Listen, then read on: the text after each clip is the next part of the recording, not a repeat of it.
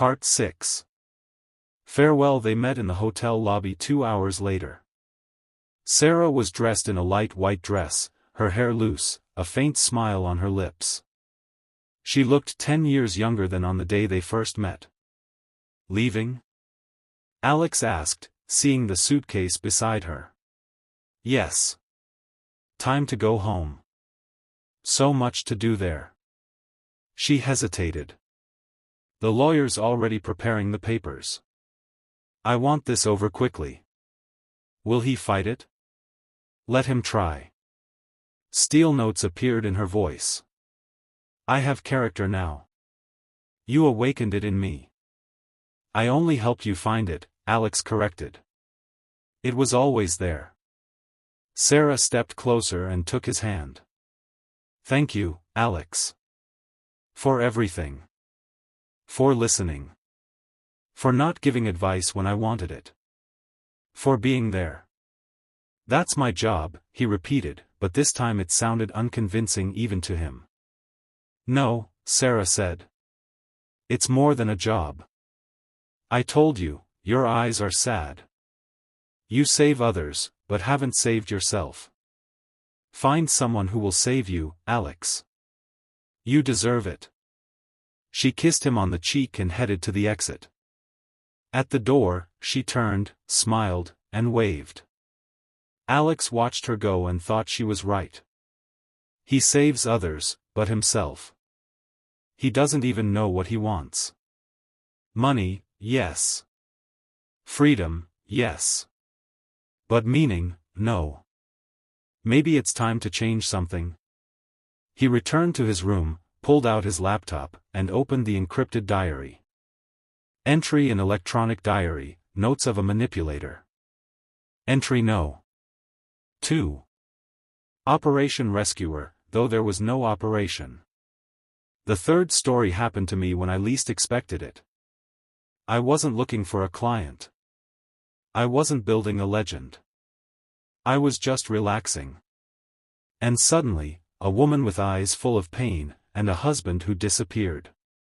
I didn't plan to get involved, but when you see someone on the edge, it's hard to walk by. Especially if that person isn't a bitch, not a toxic aggressor, but just a victim of circumstances who lost herself. Client. Sarah M., 36, former architect, now, professional wife of a rich husband. Diagnosis. Loss of identity, imposter syndrome, suppressed aggression, fear of loneliness. Plus a scoundrel husband who vanished at the worst moment. Method. 0 manipulations. For the first time in ages, I was just myself. A psychologist who listens.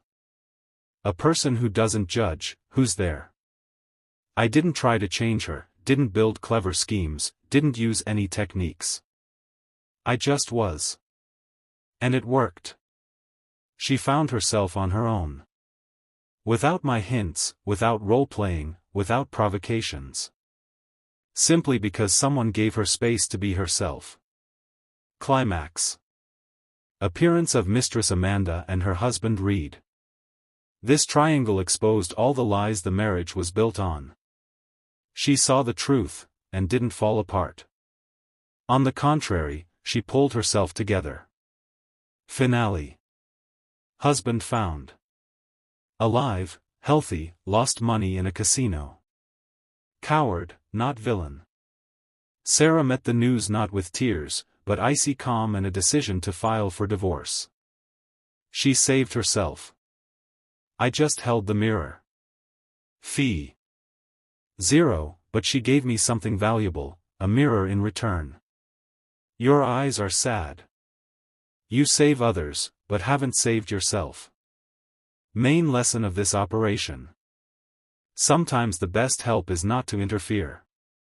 Sometimes people just need to be heard. And sometimes those you save rescue you, at least with a hint at what you've long lost. Postscript. She left to start a new life. As an architect. Without husband, without money, almost, but with her true self. I think she'll make it. And I. I'm left with a question. What next? I'm still on vacation. And I still don't know what I want.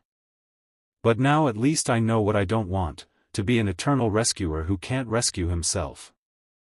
Time to change something. But what, unclear yet. Alex closed the laptop and stepped onto the balcony.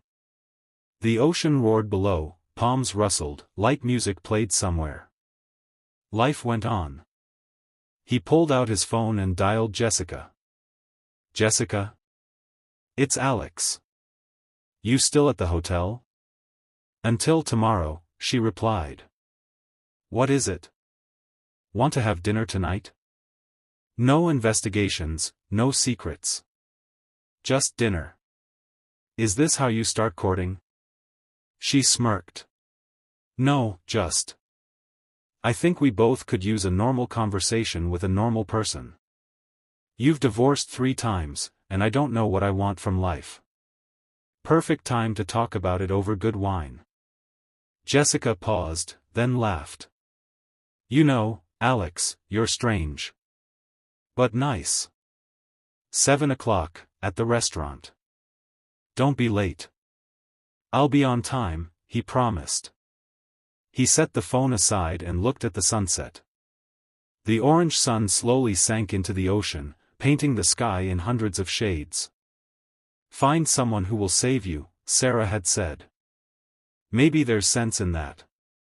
Maybe it's time to stop being just a rescuer and let someone rescue him. But that's another story.